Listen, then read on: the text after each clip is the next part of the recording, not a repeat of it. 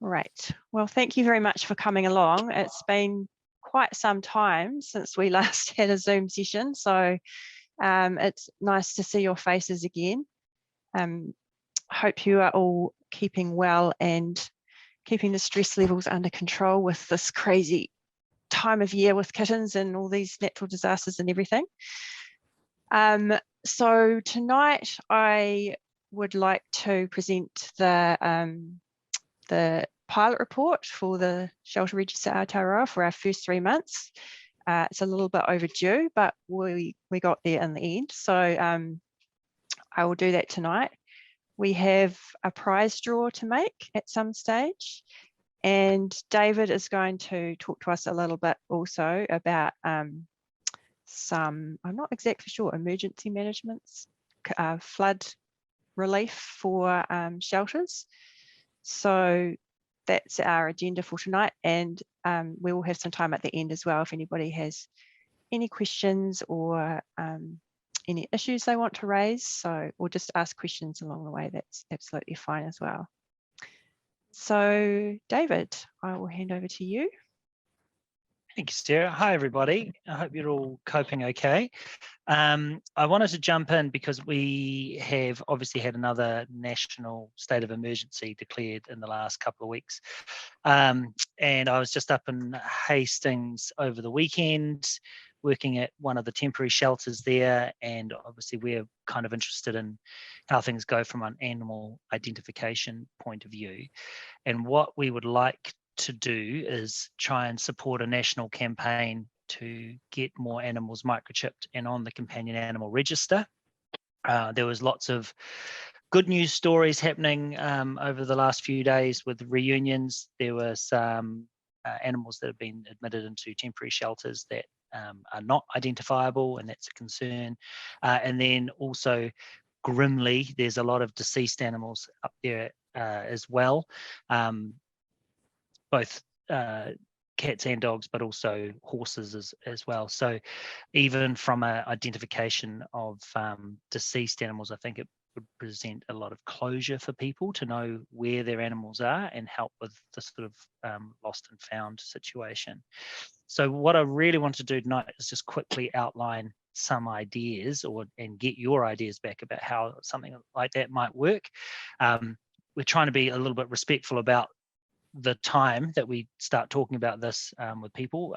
When there's still a lot of lost animals, it's probably not a great time just yet, and also everyone's very busy.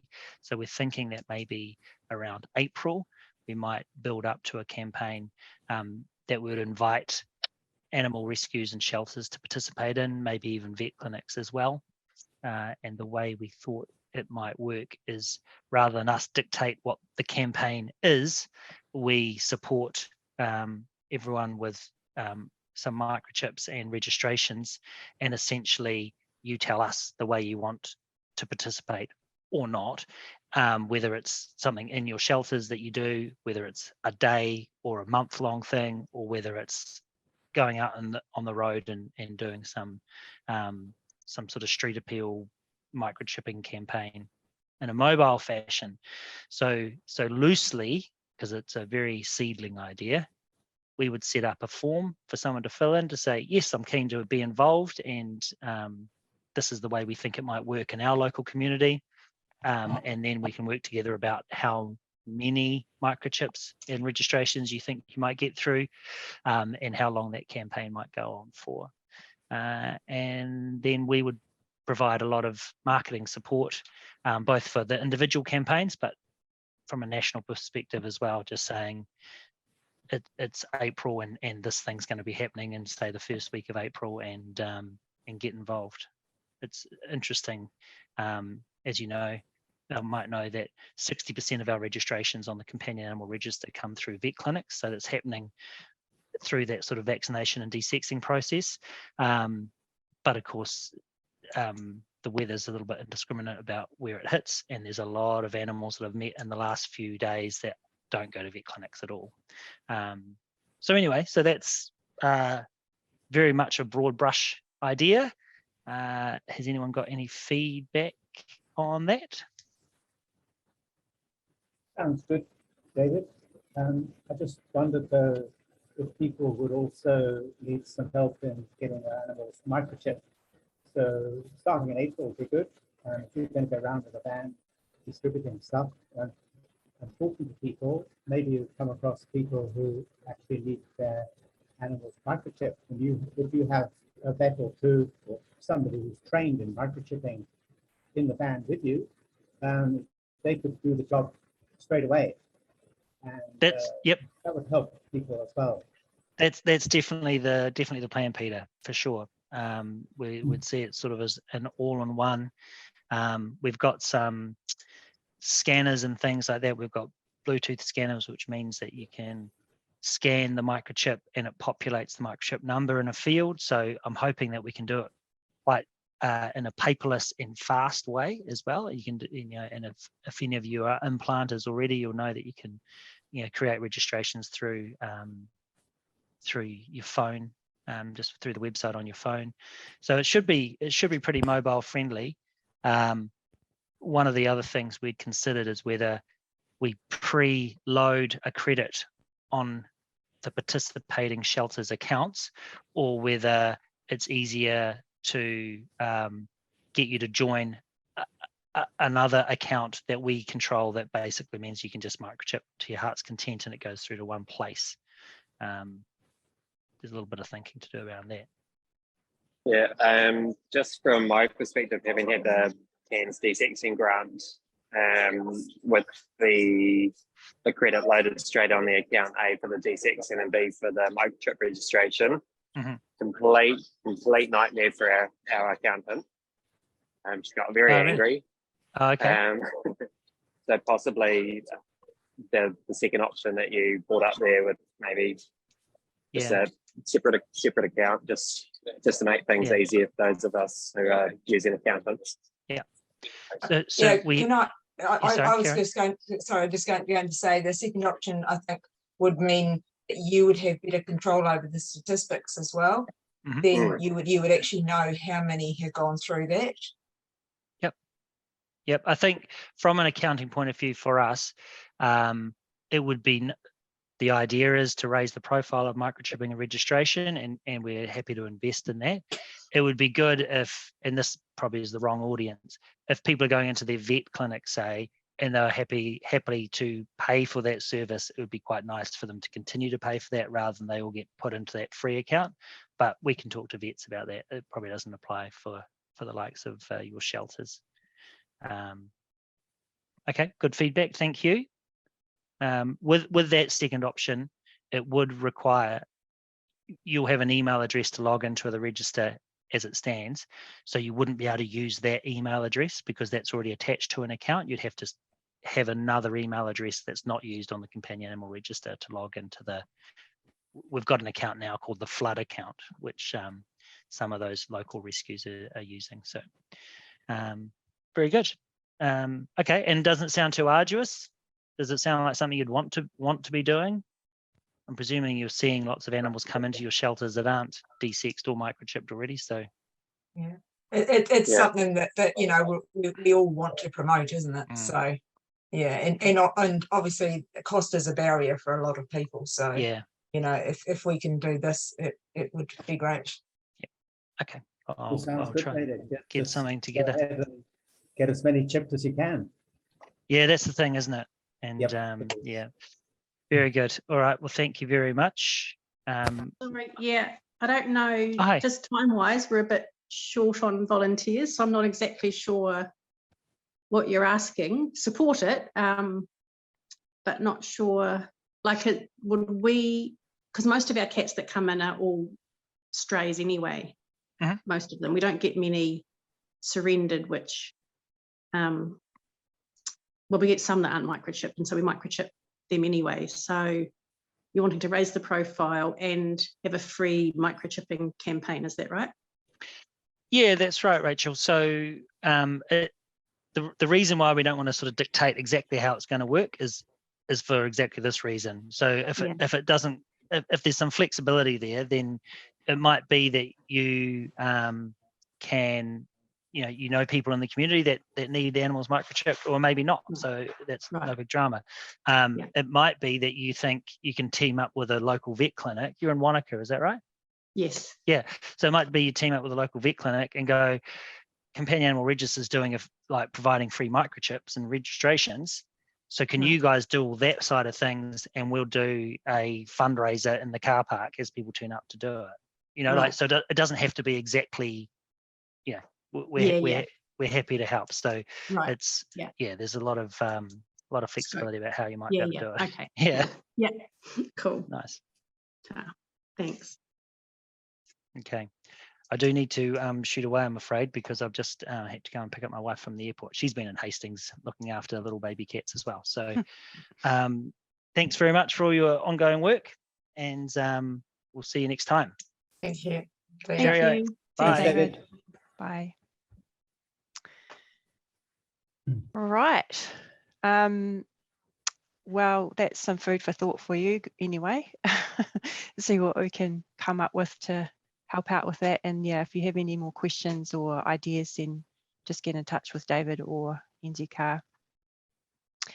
So now I would like to present this pilot report, which has been a very long time in the making. We've finally got it finalised, and I will send it out to everybody after tonight, so you can all have it and do whatever you like with it. You can share it with whoever you wish to share it with. Yes, so I'll just run through it now tonight, and we can just have a look through, and then if there are any questions or anything, we can address those. Share screen. So it's very disconcerting when I can't see people. Okay, so this is our Shelter Register Aotearoa first pilot report. So it covers the period between June to August in 2022. So it starts off with a few highlights, which I won't bother going through at the moment, because we will cover that as we talk about the results going forwards. So it just outlines the purpose of the register, why we want it, and what we hope to use the results for, which we're all well aware of.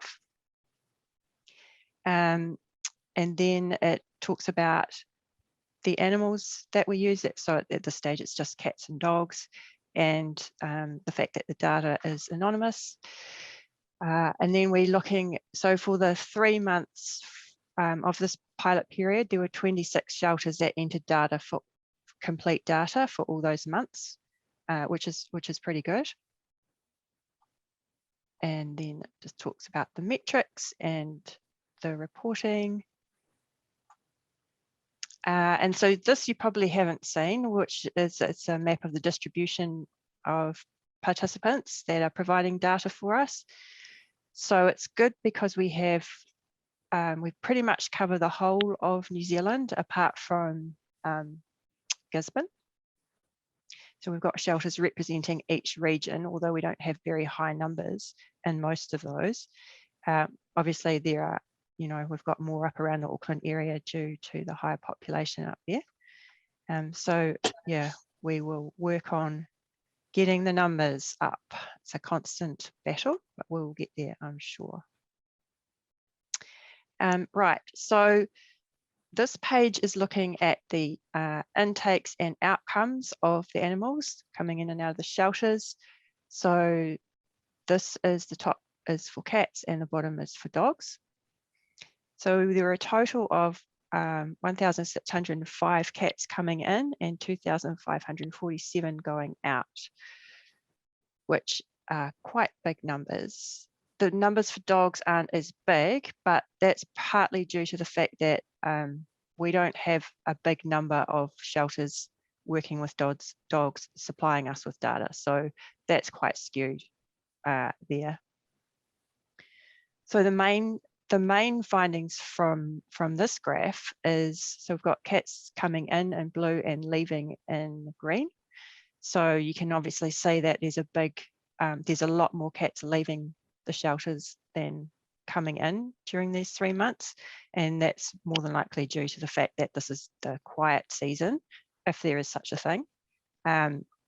And moving on from from this report, we will definitely see those numbers rising.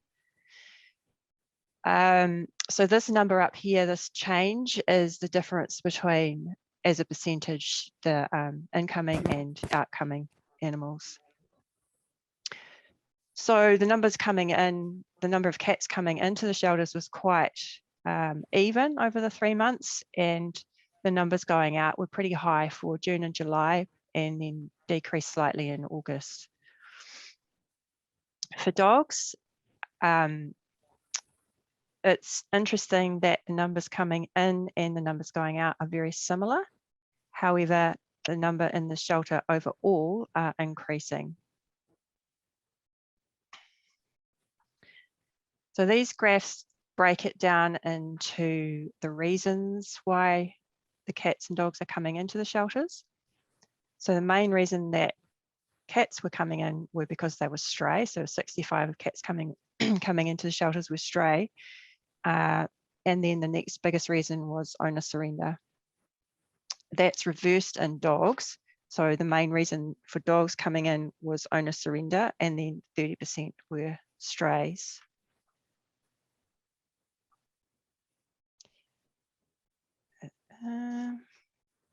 So the table just breaks that down a little more. So these numbers are displayed as a percentage of total intake per month for cats and then dogs. So as mentioned, the main source of cats entering were strays, and for dogs it was owner surrenders. The rate of stray cats and dogs entering shelters decreased over the time. So from 74 to 58% for cats and 34 to 29% for dogs. And the rate of dogs being surrendered by owners also decreased during this time. And in this column we have other, so that's anything out, other reasons why they came in. And for both cats and dogs, that was highest in August. And some of the reasons given for that were that they were left behind, or they were taken in for emergency boarding, or they were trapped, or agency. So the big increase in August for cats was due to trapping and emergency boarding. And then for dogs, it was primarily due to emergency boarding. Sarah, can I just ask that if stray cats really do need to be trapped, so how come 58% of the strays coming in August, how did they actually reach the shelter if they weren't trapped? I can't remember what the definition for that is in the table. It's been a while since I've looked at it. I think some people put things into other categories even though they're defined in a category already. So that could be one reason. And that's something that we need to be a bit careful about as well when we're looking at the data, is when we occasionally need to shift things around because people put things in the wrong places. Sure. So that might have affected that number a bit. It's something to look at though. Because, yeah, for sure. Thanks. Yeah, good. Yeah. I know for me, and I hope it hasn't messed with your data, but most of ours are trapped because they are stray. So I count them as a stray, and whether they get scruffed by the scruff of the neck or whether they go into a trap that we've set, I've only counted our ones as strays. Yeah, and I think that's why they've come in. It doesn't, for me, it's not how they got here, whether someone just picked them up or whether they got trapped. That's a method of getting them into the shelter. But yes, and I think that's right. I think that that was our intention at the start, is for anything that is trapped goes in the stray category. but because we have got the other option, and people often write notes, well, you know, there's a space for people to write notes about what the others are. They may not include that in there. So that's probably something that we need to highlight.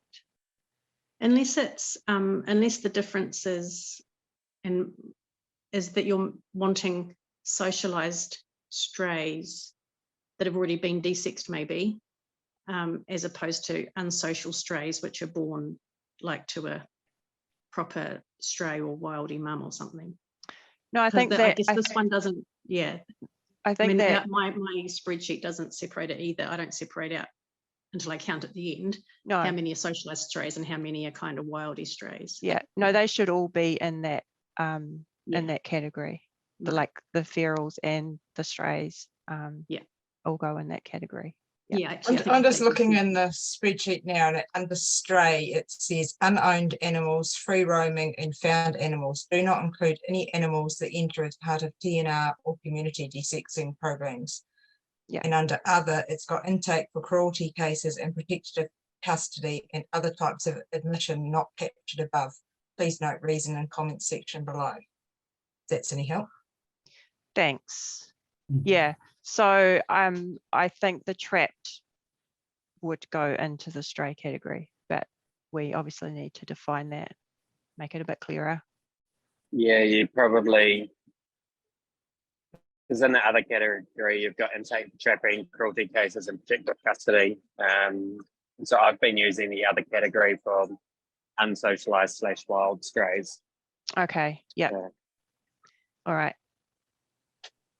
I'll just make it useful to know how many strays are socialized or sociable on first intake and how many are unsociable. It's tricky because there are so many variables that we could look at, and you know, reasons behind everything, and it just gets very, very complicated. So we're just trying to keep it simple at this stage, and then, you know, it gives an overall picture for the people that we're trying to target to understand what's going on in this space.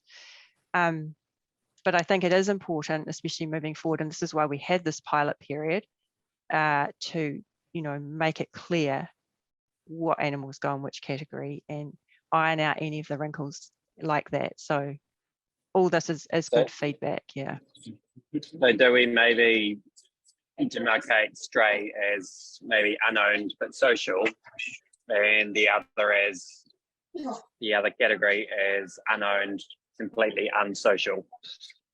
So feral, what would that be defined as feral? Feral, wild, I agree, Jay. Okay. Yep, all right. And then trapped, so, and that would, the trapped animals would be the unsocialized feral and juvenile. Is that how that would work? Yeah, and if that's going, like if these reports are going to be seen by the public, which hopefully they will, you know, if we've got something that says these are wild feral animals, that's probably a good thing for the public to recognise that there is an issue. And that there are people working towards fixing it. Yes, it's a good point. I agree. My thought would be leave the word trapped out altogether, because it's only defining a means of how a cat gets into the shelter. I mean, it's not included. I don't think it's included in any of the definitions. It was just in other. So I've just added it in there so that we can see the other, you know, reasons why cats are coming in. So trapped could just be ignored. Is that what you're saying? Kind of, because I mean, a cat, you could have a socialized stray cat that used to belong to someone, but it's because it's been on its own so long, it's a little bit nervous about being picked up and put in a carrier. So you end up setting a trap for it.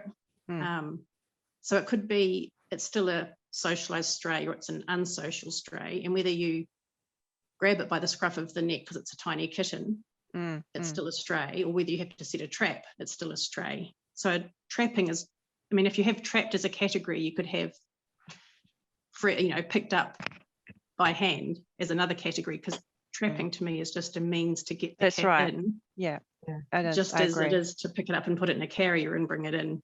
Yeah. Or so it's, for me, it seems a little bit irrelevant if you're defining stray, social, surrender, those kind of categories. It's about how the cat's personality is and what its background's been. It's not, I mean, it might have got hit by a car and that's how it ends up coming into the shelter. So it wasn't trapped and it wasn't picked up, but it got hit and got to the vet. So the other option is to make the definition of stray clearer and include trapped in that definition. So then people aren't don't think that they can put it in the other category. So we hire out trapping cages, and we hire them out to owners of pets trapping their own pets. So yeah. When they've gone, Sarah, maybe you moved house. could put some options on the table, and we have a whole hour session on this down the line. Yes, we could. It's just, as I said, we don't want it to get too complicated. Sure. We just need to make sure everybody's on the same page. So and it depends what you want the data to use the data for.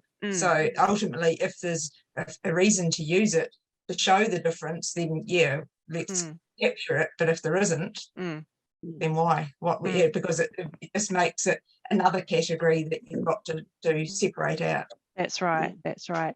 And I think it would be interesting to have a perception of the socialized strays and then the unsocialized wild cats. But I don't want to create another category for that reason. But if we do what Jay suggested and include that in other, then that would be a way around that. It's just as long as everybody knows, we just need to have everyone being consistent with that data. Yeah, I think putting them in the other category is probably the easiest overall, because we do want to make this as easy as possible to get the shelters on board. That's right. Yeah, absolutely. Yeah.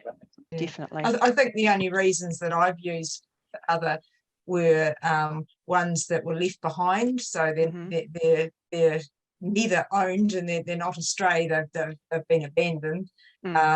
And the other one, we had someone who adopted a cat from the SPCA and surrendered it to us because it had FIV. And yes, and so, they're saving the cat from the SPCA.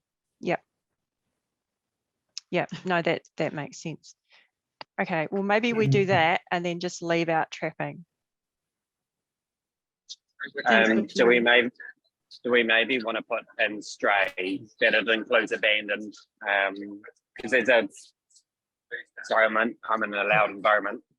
There's a little bit of fuzziness around that with my own meetings with SPCA. Abandoned is no longer a thing according to the SPCA, at least in the North Island. So an abandoned cat is a healthy stray, which should be managed by the community in the community. So unless there's a chance of prosecution, they're not interested in animals that have been abandoned. They simply demarcate them as strays now. So do we make a note for that category just to say that that does include abandoned cats and that they shouldn't go into the other categories? Okay. I think one SPCA with the new CEO, Gabby Cleese, will be revising their attitude to stray and abandoned cats so they can be more helpful in the community. I hope so. It certainly needs to dribble down to the area managers. Yes, from the top, right from the top. And Gabby is the key person. She seems to be pretty good. Well, that's a step in the right direction. Yes. Okay, that's really helpful. Thank you, guys. I'll work on that moving forward. So if we look at outcomes, for both cats and dogs, the biggest reason for leaving the shelter was adoption, which is great. And pretty high numbers for cats, with 73% being adopted. And then the next reason was euthanasia. So 20% for cats and 16% for dogs. And that's as a percentage of total outcome.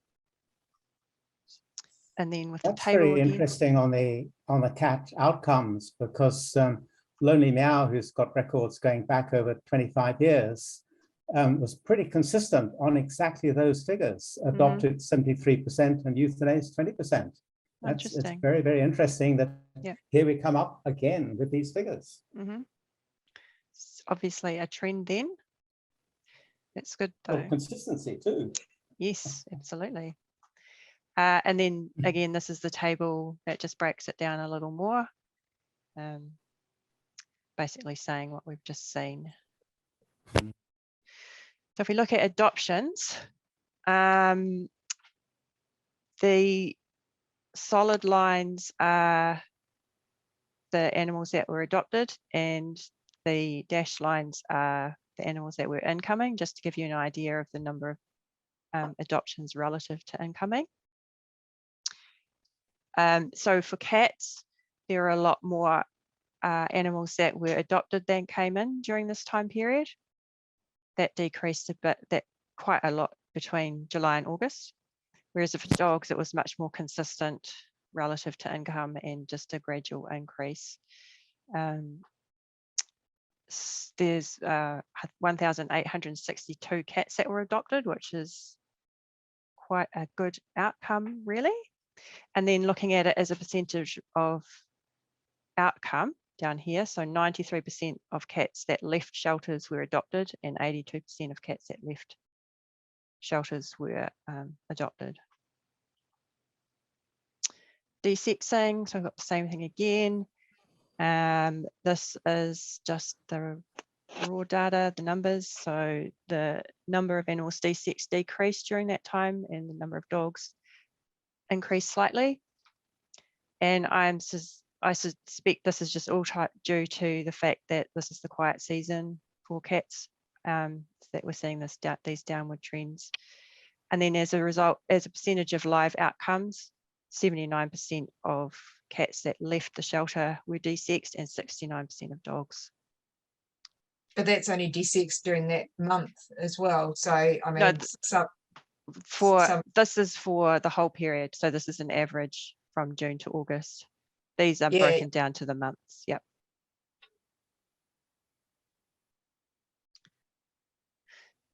And then euthanasia. Obviously, there's a lot more cats that are euthanized because there are a lot more cats in general. The dogs were lower, slight increase towards August. And then as a percentage of total outcome, 20% of cats and 16% of dogs were euthanized overall for that 3-month period.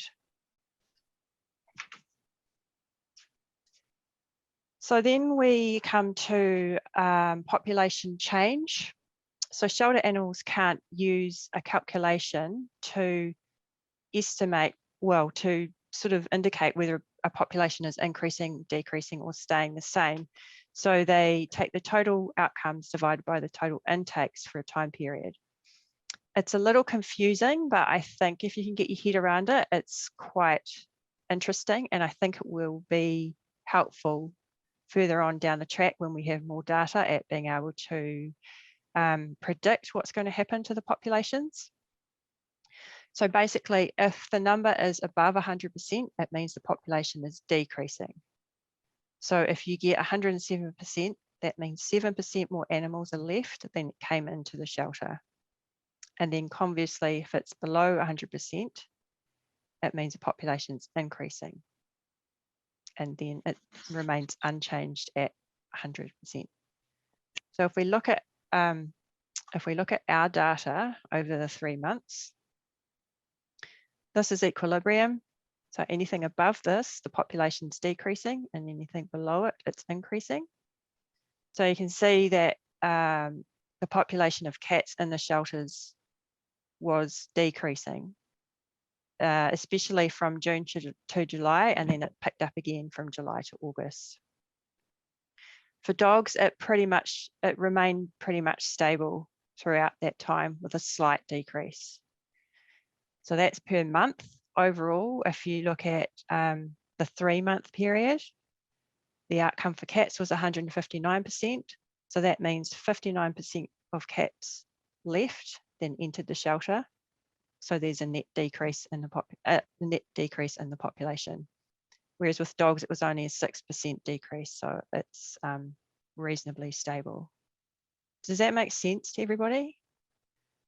Yes, I think it relates to kittens for the cat situation, where by August, all the kittens have been adopted out, and you're not getting any or very few in from May to or June to August. That's right. So yeah. Yeah. Whereas puppies doesn't seem to be the same impact. No, and just you know, whether or not those numbers are representative of dogs nationwide, because we have such a few, so few dogs shelters working with dogs, it's really hard to know. So right, so that's all the data, and then at the end we wanted to just highlight the fact that we've been able to use this data already.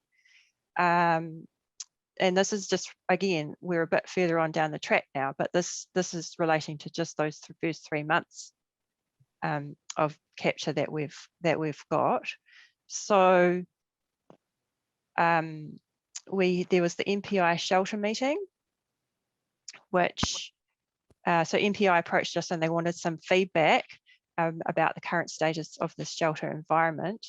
And then we sent a survey out to you guys and asked for feedback, which we relayed back to them. And as well as that, we were able to give them some data from the capture that we already had, which was really useful. And so they are now aware of the problem and that it is a problem. If they thought it was before, they know it is now because they have data to support that.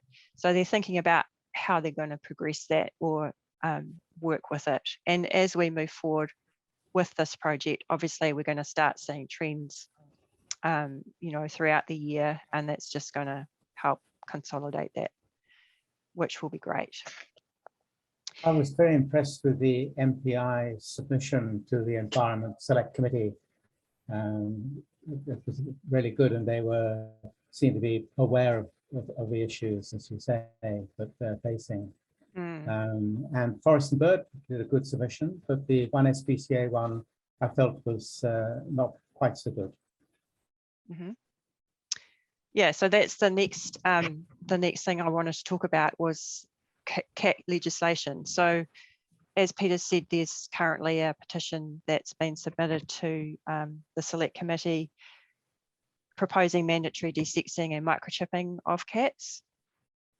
And we actually made a submission about a couple of weeks ago to support that as well. And we'll be doing an oral presentation in support of that in a few weeks, I believe. But I was able to include in that submission data from the register and highlight the fact that, you know, highlight the massive cat population and how overwhelming it is, and provide data to support that. And basically, you know, 75% of cats in shelters are unwanted.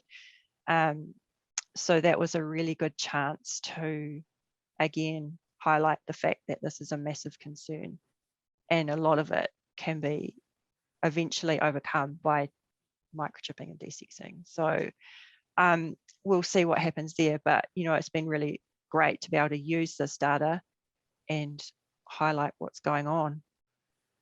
The other thing that's happening sorry, yes? Have you got any idea when Eugenie Sage and the committee will make a recommendation to the government on this?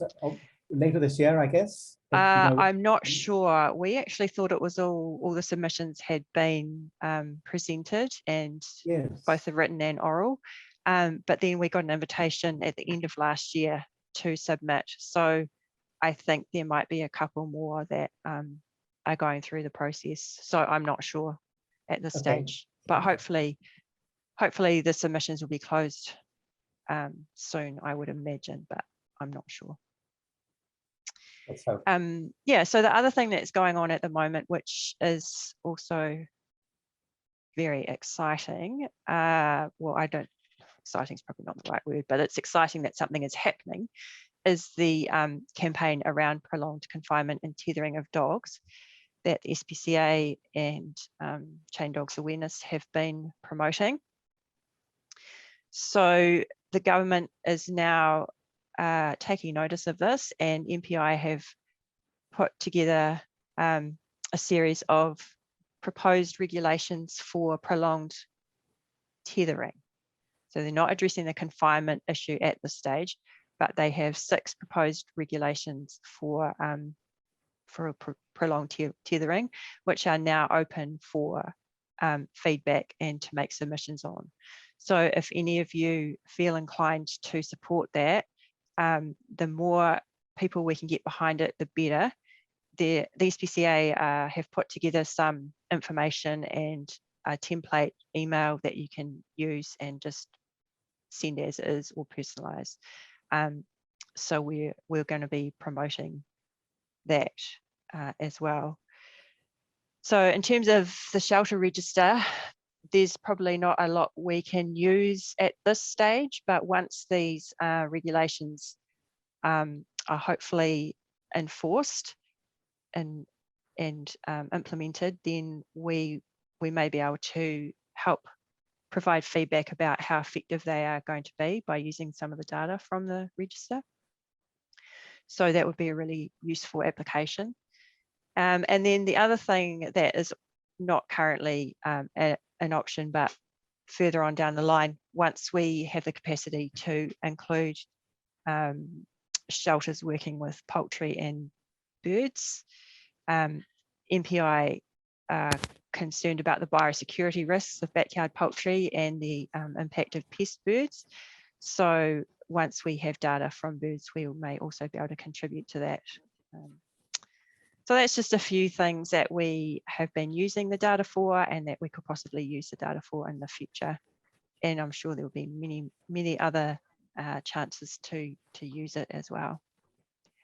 And then finally, we've just included some feedback from you guys talking about the register and how important it is.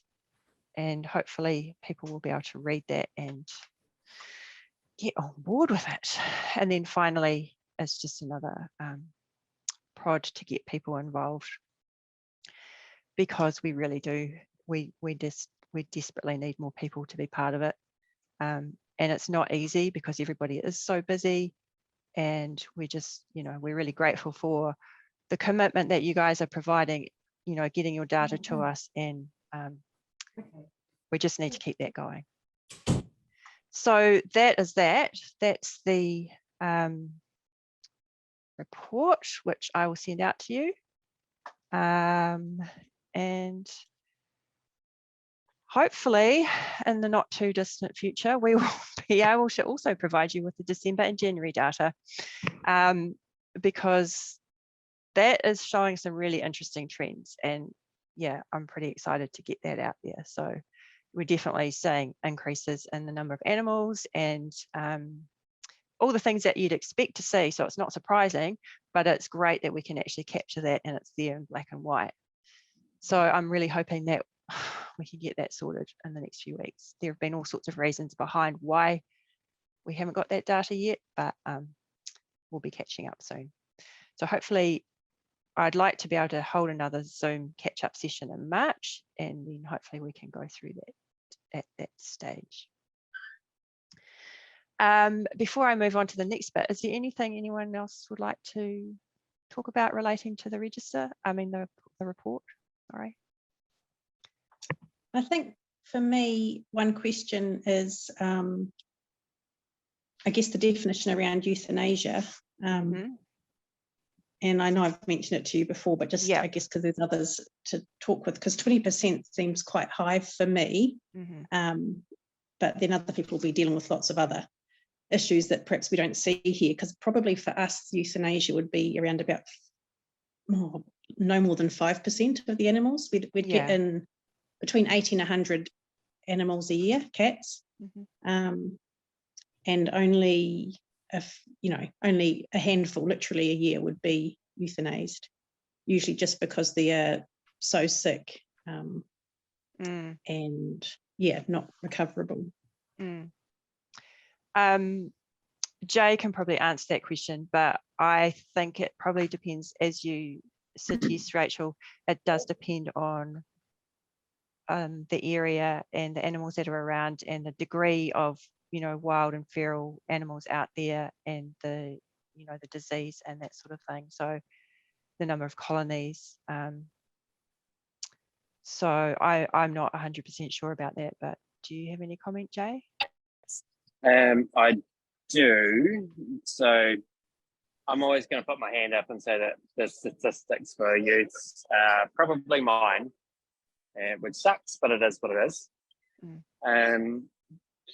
So we have very stringent policies around euthanasia. So, for example, we will euth animals that are FID positive as a matter of policy, which sucks. But the reality is, as a shelter, you're bound by the CGA. Animals are goods that are being purchased, which means that they need to be relatively free of defects. FIV is a major defect, which does open you up to action further down the track once that animal's health starts deteriorating. We euthanize FERV positive animals, and because we test so many animals, we see a lot of FERV. So the statistics for what's present in New Zealand are not actually accurate. There's a hell of a lot more of it. We also euthanize for FIP, so feline infectious peritonitis. Although that one is harder to diagnose, our policy is if we open up a female animal for desexing and notice pussy nodules on the omentum, on the kidneys, on the spleen, that animal and its entire litter are put to sleep because they're a very big FIP risk. Anything that's had 2 rounds of antibiotics or more and is not reacting appropriately to treatment is euthanized. We also take in a lot of wild animals, which are completely unsocialized adult animals, so they're euthanized. I can't adopt them out. We don't do TNR because I'm busy clearing up TNR colonies year after year. So that's probably why that stat for euthanasia is as high as it is. It's us here in the Waikato. We take in over 2,000 animals a year, so we see a hell of a lot of everything. And ultimately, resources need to be allocated to where it's most appropriate and where the cost-benefit analysis is going to be the best. Tough. Yeah. Yeah, absolutely. Yeah, and just even horrendous. I can't imagine that many animals. Yeah, so up until I haven't done my January data yet. I'm one of the arseholes that's holding everything up. You're not an arsehole. You've got a lot going on. But up until very recently, we closed to incoming animals for this week because I'm down 9 people. But up until very recently, we've been taking in over 100 animals a week, which is scary. It's a massive game of cat Tetris. I've got over 250 foster families. A lot of them are exhausted. They need a break. Our catteries are just constantly full, which scares me because it's going to come to the point where we're going to start breeding disease unless I can get them out into the community quicker. And it coincides with the decrease in the adoption rate because housing's so hard for people, especially people in rentals. They can't have animals, which is, again, why so many are coming in. Yeah. And everybody's poor. They can't afford adoption fees. We've held our adoption fee for last year at $200. And one of my biggest questions about that is, can I pay that off? Which in itself is quite scary. Obviously, I'm not going to allow that. That just means that they're not going to be in a good position to provide for that animal. But it's indicative of people's financial situation these days. And I think a lot of shelters are going to see that. Yeah. The adoption rate is just going to plummet. Like I'm now at the point where I'm doing maybe 80 adoptions a month, but I'm taking in 400 animals. Yeah. I think my last for December, I had 990 something animals in care. Is that cats and dogs? That's just cats.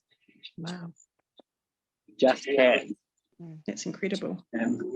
So I'm based in Hamilton. We're the only shelter for Hamilton and the Greater Waikato now. Everybody else has closed their doors. Oh, wow. Because of a lack of resources, because of a lack of funding, because vets, the waiting list for surgical procedures is so long. Like there was a spate there where my own vet team was doing surgical procedures for other shelters because the alternative was to euthanize animals so that they weren't suffering while they were waiting. Yeah. I'm talking amputations and enucleations. That's not stuff you can leave. No. So it's a really, really fucking scary situation out there. Yeah. It really is. And it's only going to get worse. Yeah. I've got it a bit lucky down here, I think. We have the same with the rental market, and I look forward to the day when you can't exclude pets from rentals. Absolutely. They do less damage than kids. And kids.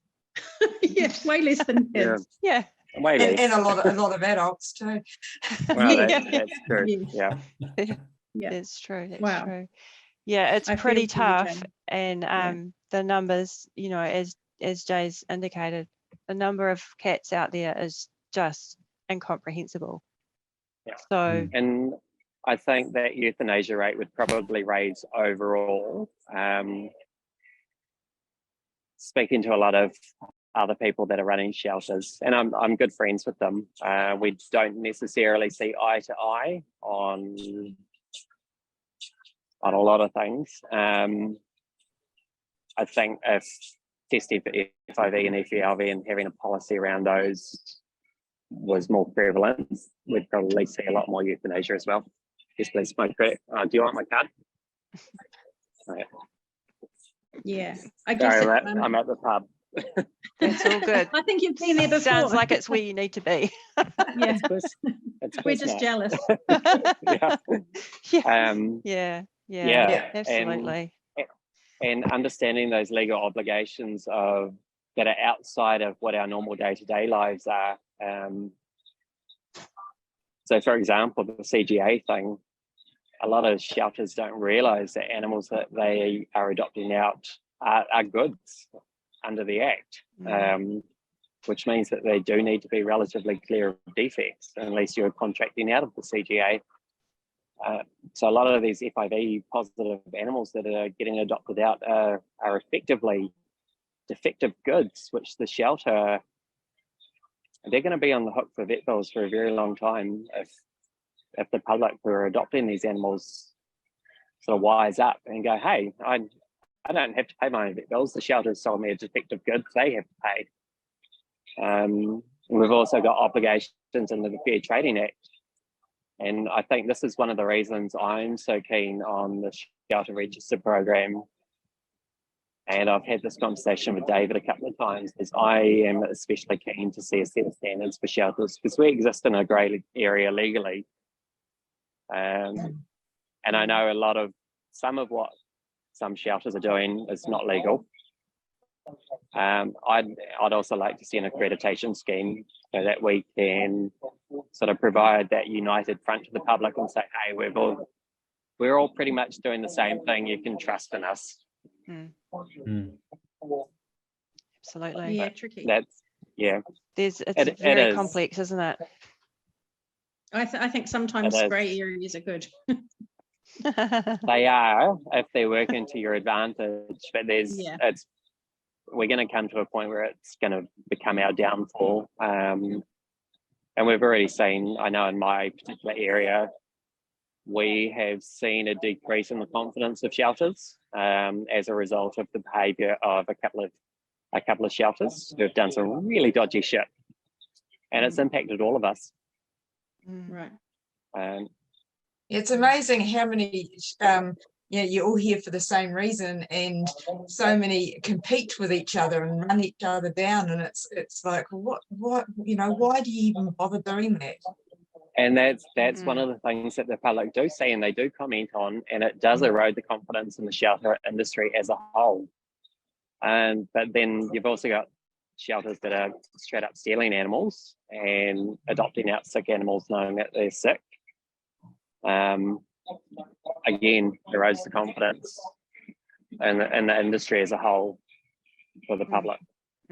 But, yeah, there's definitely needs to be some regulation. Excellent.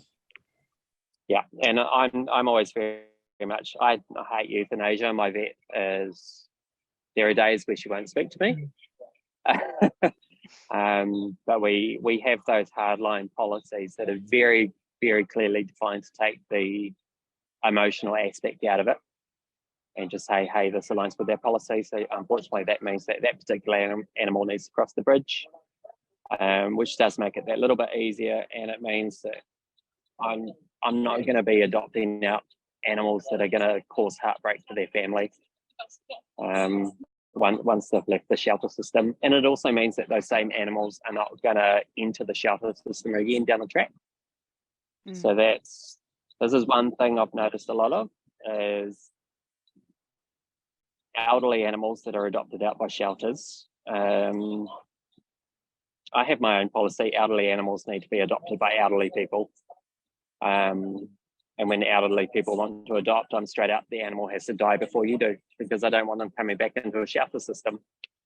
But I get a lot of FIV positive cats surrendered to us that have been adopted from other organisations who won't take those cats back when their owner, their lifestyle changes, they can no longer have that animal because they're moving house, etc. But also when the vet bills start to mount up, so when they start needing dentals on a yearly basis, when their immune system starts getting run down, when they're getting cat flu symptoms every couple of months and having to go on rounds of antibiotics, those animals end up back in a shelter system, and in the Waikato they come to us and we put them to sleep, which sucks, especially when they've been adopted from other organisations. Yeah, I mean, we adopt out those cats, but we have a policy that we take back any of our cats. So I love that. Slightly different. I love that.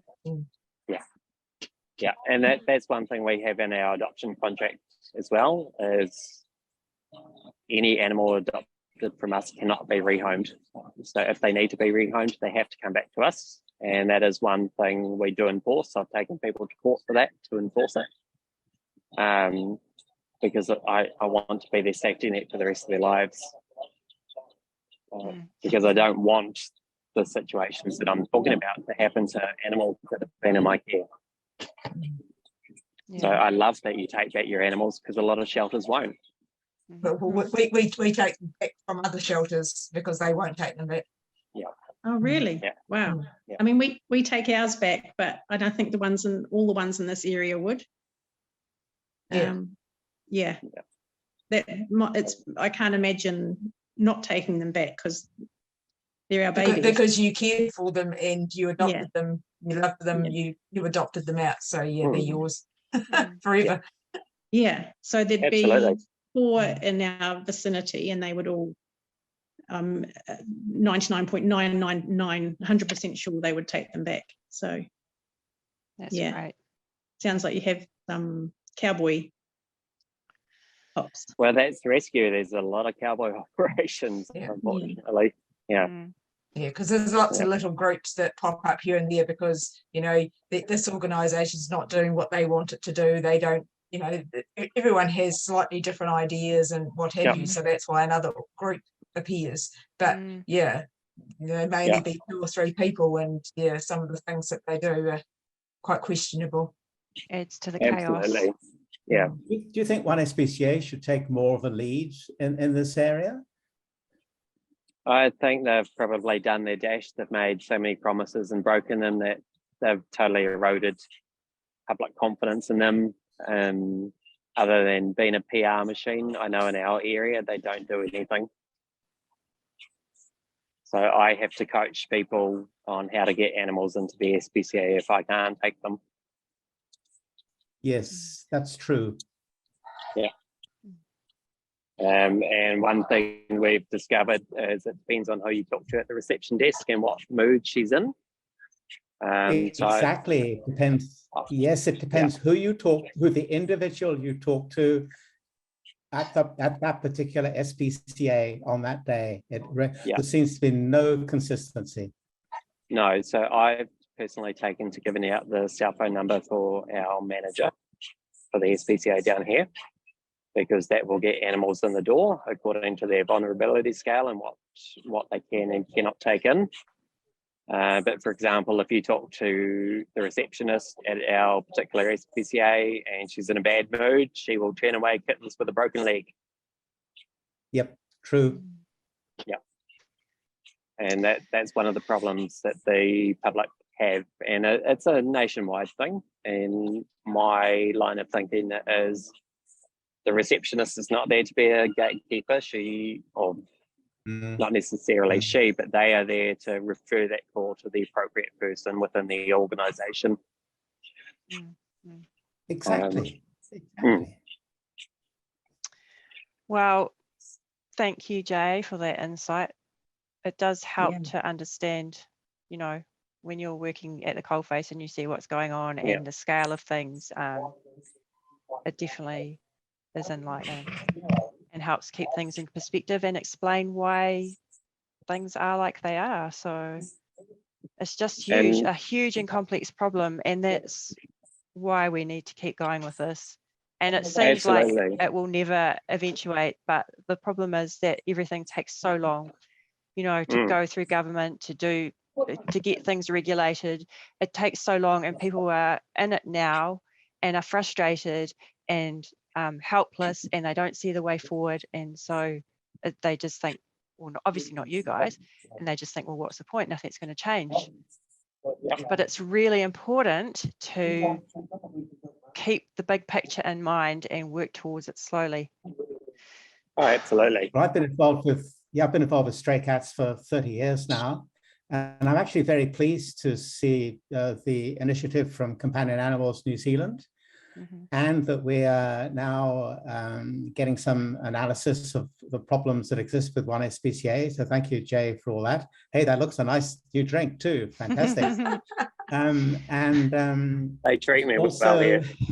I'm pleased to hear also it. with MPI coming on board is very encouraging, and Eugenie Sage and that committee, hopefully they're going to make the right recommendation to the government. So I see a lot of positive things happening today that certainly haven't been happening in the last 30 years. We just got to do what we can and keep positive and pushing forward, and things will eventually change, even if it's not in our lifetime. I email Gabby Cleese nearly every day. Great, thanks guys. So now we'll move on to something a little bit more positive. Excellent. So I just really wanted to somehow acknowledge all the hard work that you guys are doing for this and your commitment. And, you know, I know how hard it is, and it's the last thing you probably want to do is just have the time to sit down and put this data in. So it's a very small gesture, but what we wanted to do was just have a prize draw for the people that have been able to enter their data every month since it started, so from June to November. And then the prize will be your choice of 2 scanners or 2 boxes of microchips and free registrations. So you can choose what that is. So we'll just do the draw live. So I can find. Look, I'm number one. Sorry. I said, oh, look, I'm number one. You must have been on board first. So we have, was it 16 people that have entered their data every month. So we'll chuck that in there. See what number 14. Who is that? That is Sally Drake. Oh, awesome. I don't believe I have met online. But oh, she's in your area. There you go, Jay. Yeah, they do a really good job. So they're a small part of a wider organisation that provides a lot of. I think they recently hit $1 million put into subsidised D16 for the South Waikato community, which wow, is fucking amazing. Yep, that's fantastic. Yeah, excellent. Yeah. Cool. Well, I will be in touch with her and let her know the good news. Yeah, very, very deserving. Oh, that's they do an great. amazing job. Yeah, well, it sounds like the Waikato need it, so yeah. Yeah, they do. They do. Oh, that's great. So I don't really have anything else to talk about at this stage. If you guys have any more questions, then feel free. But I will work on that definition of stray and get that out there amongst everyone, and we'll try and clarify that so that we get consistent data for that coming up. Yeah, do we maybe use the NAWAC definitions of stray, unsocialized stray / wild, just to provide a wee bit of consistency right across the board? Yeah, that's probably not a bad idea. Yeah. Okay. Yeah. And then we'll just allocate that to the stray definition and then other. Yeah. Yeah. Okay. So, you know, animals that have their needs met by people indirectly / directly, animals that don't. Yeah. Yeah. Cool. That's a great plan. Thanks, Jay. I will do that. Yeah, and then I'll look at having another catch up in March, and then we can go through the last few months worth of data, which will show some good trends. So that's all good. Perfect. And in the meantime, keep doing what you're doing. You're all doing fantastic work, and just hang in there, eh? Doing great jobs. Thanks, Sarah. All right, people, take care. Thanks, Okay. Sarah. Have a good one. See ya. See ya. Thanks. Bye. Bye.